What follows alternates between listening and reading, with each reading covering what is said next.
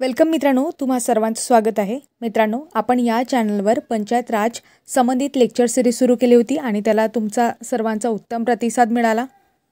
आणि या पंचायत राज लेक्चर सिरीजमध्ये आपण ग्रामपंचायत, त्याच्यानंतर पंचायत समिती, त्याच्यानंतर जिल्हा परिषद हे लेक्चर पूर्णपणे कव्हर केले। त्याच्यामध्ये डिटेल इन्फॉर्मेशन घेतली, ए टू झेड ॲनालिसिस आपण घेतला आणि अगदी सोप्या आणि साध्या भाषेमध्ये सगळ्या गोष्टी समजून सांगण्यात आलेल्या आहे। म्हणजे हे लेक्चर तुम्हाला सरळ सेवा ते राज्यसेवा अशा सर्व स्पर्धा परीक्षांसाठी उपयुक्त पडणार आहेत। तर मित्रांनो, पंचायत राज संबंधित जे काही आपण लेक्चर घेतले होते त्याचे जे लिंक असतील त्या मी कमेंट बॉक्समध्ये टाकून देईन, जेणेकरून तुम्हाला त्याचा फायदा घेता येईल। तसेच मित्रांनो, वेगवेगळ्या अपडेटेड माहितीसाठी, विविध स्पर्धा परीक्षांच्या अपडेटेड नॉलेजसाठी तुम्ही चॅनलला नक्की सबस्क्राईब करा, जेणेकरून जेव्हा अपडेटेड माहिती या चॅनलवर टाकली जाईल तेव्हा तुम्हाला त्याच्या नोटिफिकेशन मिळतील। तर मित्रांनो, आजचा आपला टॉपिक आहे जिल्हा परिषदवर आपण जे काही लेक्चर घेतलं होतं, कंप्लीट जिल्हा परिषद आपण कव्हर केला आहे। आता त्यावर जे प्रश्न होते ते राहिले होते, ते प्रश्न आज आपण इथे कव्हर करणार आहोत आणि प्रश्नांचं विश्लेषणसुद्धा इथे करणार आहोत। प्रश्न कशा प्रकारे टॅकल करतात, कसे काय लॉजिक आणि ट्रिक लावावे, हे सगळ्या गोष्टी मी तुम्हाला इथे सांगणार आहे। चला तर मित्रांनो, तुमचा जास्त वेळ न घेता आपण प्रश्नांना सुरुवात करूया। महाराष्ट्रामध्ये जिल्हा परिषदेची स्थापना डॅश डॅश डॅश मध्ये झाली किंवा डॉट डॉट डॉट मध्ये झाली। तर लक्षात ठेवा, एएसओ प्रिलिम्स 2011चा हा प्रश्न आहे। यामध्ये ऑप्शन पाहू 1960, 1950, 1947, 1924। तर लक्षात ठेवा मित्रांनो, साधारण गोष्ट आपल्या महाराष्ट्राची निर्मिती कधी झाली? 1960मध्ये झाली। मग 1960च्या आधी जिल्हा परिषद अस्तित्वात असणं साहजिक गोष्ट आहे का? नसणारच आहेत। मग इथे 1950 आहे, ऑप्शन बाद, 1924 आहे, ऑप्शन बाद, 1947 आहे, असं आपण एलिमिनेट करत तिन्ही ऑप्शन एलिमिनेट केले आणि आपण आपल्या उत्तरापर्यंत पोहोचलो। म्हणजे कधी झाली महाराष्ट्रामध्ये जिल्हा परिषदेची स्थापना? 1960मध्ये झाली। तर मित्रांनो, पुढचा प्रश्न आहे, जिल्हा परिषदेत सर्वात महत्त्वाची समिती कोणती? PSI प्रिलिम्स 2012चा हा प्रश्न आहे। यामध्ये ऑप्शन पाहू, वित्त समिती, आरोग्य समिती, स्थायी समिती आणि कृषी समिती। तर आपण बघतो मित्रांनो की जिल्हा परिषदेमध्ये मी तुम्हाला सांगितलं होतं की स्थायी समिती ही अत्यंत महत्त्वाची समिती असते। कारण काय, तर स्थायी समिती जी आहे ते जिल्हा परिषदेचे जे काही अंदाजपत्रक आहे ते तिच्याकडे अंतिम मान्यतेसाठी जात असते आणि नंतर कुठे मग ते मान्य होत असते आणि ते सगळे जे कामं असतात ते कोण करत असते? स्थायी समितीचे असतात। स्थायी समितीवर आपण बघतो की 1+13 सदस्य आपण निवडून देत असतो। एक जे असतात अध्यक्ष आणि 13 जे असतात सदस्य असतात।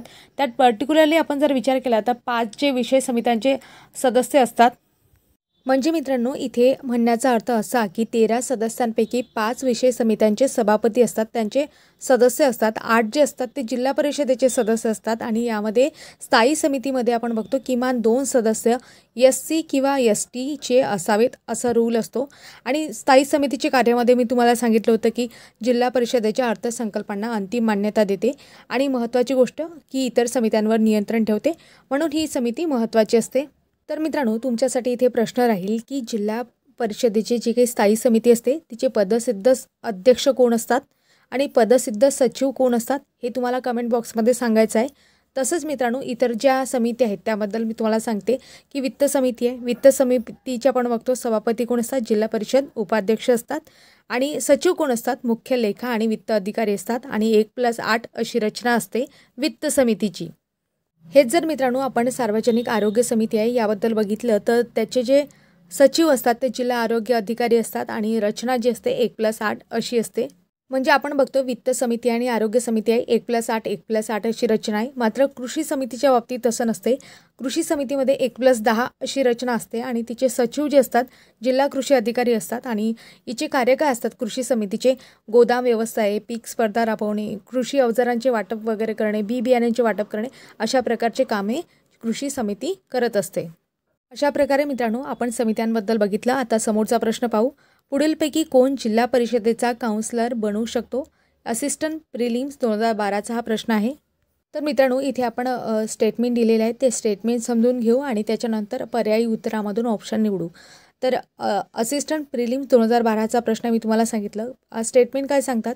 एखाद्या व्यक्तीस न्यायालयाने मनस्थिती ढासळलेली म्हणून घोषित केले असल्यास ती व्यक्ती आणि बहिर्मुखी व्यक्ती तर कोण जिल्हा परिषदेचा काउन्सिलर बनू शकतो, असा प्रश्न विचारला आहे। तर मित्रांनो लक्षात घ्या, हे दोन्हीसुद्धा अपात्र असतात, म्हणून दोन्ही बनू शकत नाही। म्हणजे ऑप्शन क्रमांक 3 हे याचं बरोबर उत्तर होईल। तर मित्रांनो, एखादी व्यक्ती आंधळी असली तरी चालली असते, परंतु ती बहिरीसुद्धा आहे आणि मुकीसुद्धा आहे. अशा वेळेस ती जे काही कामं आहेत, जे अधिकाऱ्याचे जे कामं आहेत ते व्यवस्थितरित्या पार पाडू शकत नाही. तसंच आपण बघतो एखाद्या व्यक्तीस न्यायालयाने मनस्थिती ढासळलेली आहे असं जर घेतलं तर ते डायरेक्ट अपात्र ठरते. म्हणून मित्रांनो, ऑप्शन क्रमांक 3 याचं बरोबर उत्तर होते. पुढचा प्रश्न आहे मित्रांनो, महाराष्ट्र जिल्हा परिषद व पंचायत समिती अधिनियम 1961 नुसार पंचायत समितीचे सभापती व उपसभापती यांची निवड करणाऱ्या प्रथम सर्वसाधारण सभेचे अध्यक्ष कोण असतात? राज्यसेवा 2016चा हा प्रश्न आहे आणि अतिशय सोपा साधा प्रश्न आहे. प्रश्न नीट समजून घेऊया. तर मित्रांनो, प्रश्नामध्ये काय सांगितलं आहे, महाराष्ट्र जिल्हा परिषद आणि पंचायत समिती अधिनियम आहे 1961चा. मी तुम्हाला आधीच सांगितलं, हा अधिनियम पंचायत समितींना लागू होतो, तसंच जिल्हा परिषद यांनासुद्धा लागू होतो. आणि यानुसार पंचायत समितीचे सभापती आणि उपसभापती यांची निवड करायची असल्यास प्रथम सर्वसाधारण सभेचे अध्यक्ष कोण असतात असा प्रश्न विचारण्यात आलेला आहे. तर लक्षात ठेवा मित्रांनो, जिल्हा अधिकारी अथवा त्यांनी प्राधिकृत केलेला जो काही अधिकारी असतो तो प्रथम जी सभा होते त्याचे जे अध्यक्ष स्थान आहे ते भूषवित असतो. म्हणून ऑप्शन क्रमांक 3 याचं बरोबर उत्तर होईल. समोरचा प्रश्न आहे मित्रांनो, पुढील विधाने पहा. STA प्रिलिम्स 2012चा प्रश्न आहे. विधाने दिलेली आहेत आणि नंतर स्टेटमेंटमधून आपल्याला उत्तर शोधायचं आहे. का ऑप्शन दिलेले आहेत खाली, त्यामधून आपल्याला उत्तर शोधायचं आहे. तर सुरुवातीला विधाने पाहू काय म्हणतात ते. प्रत्येक जिल्हा परिषदेला राज्य शासनाने नेमून केलेला एक मुख्य कार्यकारी अधिकारी असतो. ठीक आहे, पुढचं स्टेटमेंट पाहू. जर एखाद्या जिल्हा परिषदेने मुख्य कार्यकारी अधिकाऱ्यास परत घेण्याकरता 2/3 मताधिक्याने कळवल्यास तसे करणे राज्य शासनास भाग पडते. तर मित्रांनो, हे दोन्ही स्टेटमेंट काय आहेत तर बरोबर आहेत, कारण की आपण बघतो प्रत्येक जिल्ह्याला एक राज्य शासनाने नेमून दिलेला एक मुख्य कार्यकारी अधिकारी असतोच. आणि दुसरंसुद्धा स्टेटमेंट मित्रांनो अगदी बरोबर आहे की जर एखाद्या जिल्हा परिषदेने मुख्य कार्यकारी अधिकाऱ्यास परत घेण्याकरता 2/3 मताधिक्याने कळवल्यास तसे करणं राज्य शासनाला भाग पडते. म्हणून हे दोन्ही स्टेटमेंट काय आहेत तर बरोबर आहेत. म्हणून ऑप्शन क्रमांक 3 याचं बरोबर उत्तर होते. मित्रांनो, समोरचा प्रश्न आहे, एका वर्षामध्ये जिल्हा परिषदेच्या किमान किती सर्वसाधारण सभा होणे अपेक्षित आहे? तर ASO मेन्स 2013चा प्रश्न आहे. त्यामध्ये ऑप्शन दिले 3, 12, 4, 2. तर मित्रांनो लक्षात घ्या की एका वर्षामध्ये जिल्हा परिषदेच्या किमान शब्द वापरला आहे. किमान किती सर्वसाधारण सभा होणे अपेक्षित आहे? तर किमान 4 सर्वसाधारण सभा होणे अपेक्षित आहे. म्हणजेच मित्रांनो 3 महिन्यातून एकदा सर्वसाधारण सभा झाली पाहिजे असा याचा अर्थ होतो. समोरचा प्रश्न पाहू. जिल्हा परिषदेच्या आरक्षणासंबंधीचा चुकीचा पर्याय निवडा. ASO मेन्स 2013चा हा प्रश्न आहे. यामध्ये ऑप्शन पाहू आणि चुकीचा पर्याय आपल्याला निवडायला सांगितला आहे. मग 1/3 पहिलं स्टेटमेंट काय सांगते, 1/3 जागा महिलांसाठी आरक्षित असतात. दुसरं स्टेटमेंट आहे अनुसूचित जाती जमातींसाठी लोकसंख्येच्या प्रमाणात आरक्षण ठेवले आहे. तिसरं स्टेटमेंट आहे 27% जागा इतर मागासवर्गीयांसाठी आरक्षित असतात. आणि चौथं स्टेटमेंट आहे 50% जागा महिलांसाठी आरक्षित आहेत. तर मित्रांनो बऱ्याच वेळा काय होत असते, प्रश्नामध्येच प्रश्नाचं उत्तर आपल्याला सापडून जाते. म्हणजे कसं, त्यामध्ये ऑप्शन दिले आहे, ऑप्शनमध्ये आपल्याला उत्तर मिळते. ते कसं 50-50मध्ये आपण जिंकू शकतो जर आपण बघितलं तर. कारण यामध्ये एकच स्टेटमेंट म्हणजे एकाच गोष्टीसाठी 2 वेगवेगळे स्टेटमेंट दिलेले आहे. इथं महिलांसाठी वेगवेगळे 2 स्टेटमेंट दिलेले आहे आणि अशा वेळेस तुम्हाला कोणती माहितीसुद्धा नसेल तरीसुद्धा तुम्ही प्रश्नाच्या उत्तरापर्यंत पोहोचू शकता. तर मित्रांनो साधारण गोष्ट आहे, इथे महिलांसाठी 2 गोष्टी सांगितलेल्या आहे. 1/3 जागा पहिल्या याच्यामध्ये सांगितलं आहे आणि चौथ्या ऑप्शनमध्ये सांगितलं आहे 50% जागा. तर मी तुम्हाला वेळोवेळी सांगितलं आहे की महाराष्ट्रामध्ये आपण बघतो 50% आरक्षण आहे महिलांना. कुठे? पंचायत राज संस्थांमध्ये. आणि 73व्या घटनादुरुस्तीने मात्र 1/3 आरक्षण दिलेलं आहे. मग इथे आपल्याला प्रश्न पडला की आपण 73व्या घटनादुरुस्तीनुसार पकडायचं की महाराष्ट्रातून. तर मित्रांनो साधारण गोष्ट आहे, जिल्हा परिषदेच्या बाबतीत प्रश्न आहे आणि तो कुठे विचारण्यात आलेला आहे, ASO मेन्स 2013च्या मेन्समध्ये विचारण्यात आलेला आहे. आणि साधारण गोष्ट आहे, हा महाराष्ट्राशी रिलेटेड असेल. म्हणून मित्रांनो आपण बघतो की पहिलं जे स्टेटमेंट आहे ते कसं ठरते, चुकीचं ठरते आणि आपल्याला चुकीचा ऑप्शन निवडायला सांगितला होता. म्हणून चुकीचं ऑप्शन कोणतं आहे, 1/3 जागा महिलांसाठी आरक्षित असतात. हे स्टेटमेंट काय होते, चुकीचं होते. कारण महाराष्ट्रामध्ये किती असतात तर 50% जागा महिलांसाठी आरक्षित असतात. मित्रांनो समोरचा जो प्रश्न आहे तो खूपच लॉजिकल आणि ट्रिकी प्रश्न विचारला. ASO प्रिलिम्स 2012चा प्रश्न आहे. लॉजिकल आणि ट्रिकी का, तर मी तुम्हाला सांगते. समोर प्रश्न आहे, जिल्हा परिषदेच्या बैठका वर्षात किती होऊ शकतात असा प्रश्न विचारलेला आहे. म्हणजे जिल्हा परिषदेच्या बैठकांबाबत हा प्रश्न आहे. तर ऑप्शन आहेत, हव्या तितक्या वेळा, वर्षातून जास्तीत जास्त 4 वेळा, 2 बैठकीतील अंतर 3 महिन्यापेक्षा अधिक नको, 2 बैठकीतील अंतर 4 महिन्यापेक्षा अधिक नको. तर साधारण गोष्ट आहे मित्रांनो, मी तुम्हाला सांगितलं होतं की जिल्हा परिषदेच्या कमीत कमी म्हणजे किमान वर्षभरात किती सभा व्हायला पाहिजेत? 4. म्हणजे आपण बघतो 3 महिन्यातून एकदा तरी काय व्हायला पाहिजे? सभा व्हायला पाहिजे. तर मित्रांनो, मी असं स्टेटमेंट म्हटलं होतं काय वर्षभरातून जास्तीत जास्त 4 वेळा. मी असं स्टेटमेंट म्हटलं होतं वर्षभरातून किमान 4 वेळा, म्हणजे जास्तीत जास्त तुम्ही कितीही वेळा घेऊ शकता. म्हणून ऑप्शन क्रमांक 1 हे आपलं बरोबर आहे. हव्या तितक्या वेळा तुम्ही घेऊ शकता, पण कमीत कमी किती वेळा झाल्या पाहिजेत? 4 वेळा झाल्या पाहिजेत. दुसरं ऑप्शन काय सांगते? वर्षभरातून जास्तीत जास्त 4 वेळा. असं नव्हतं सांगितलं मी काय सांगितलं? वर्षभरातून कमीत कमी 4 वेळा. म्हणून बी ऑप्शन कटलं. मग आपल्याला काय विचारलं आहे? इथे योग्य स्टेटमेंट पाहू आपण. ब कुठे कटणार आहे? पहिल्या ऑप्शनमध्ये ब आहे, दुसऱ्या ऑप्शनमध्ये ब आहे, तिसऱ्या ऑप्शनमध्ये ब आहे. ब जिथे असेल ते एलिमिनेट करा. उरलं कोणतं ऑप्शन? ऑप्शन क्रमांक 4 अ आणि क. म्हणजेच मित्रांनो, आपण बघतो जिल्हा परिषदेच्या एका वर्षभरामध्ये हव्या तितक्या बैठका घेऊ शकतो आपण, परंतु किमान किती व्हायला पाहिजेत? 4 बैठका व्हायला पाहिजेत आणि 2 बैठकीतील अंतर 3 महिन्यापेक्षा अधिक नको. अशा प्रकारे हे स्टेटमेंट आपण समजून घेतले. अशा प्रकारे हा ट्रिकी आणि लॉजिकल प्रश्न होता. ऑप्शन क्रमांक 4 अ आणि क याचं बरोबर उत्तर होईल.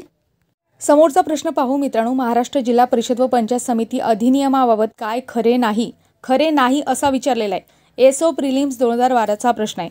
तो ऑप्शन पाहू. या अधिनियमाला महाराष्ट्र जिल्हा परिषद व पंचायत समिती अधिनियम 1961 असं म्हणतात.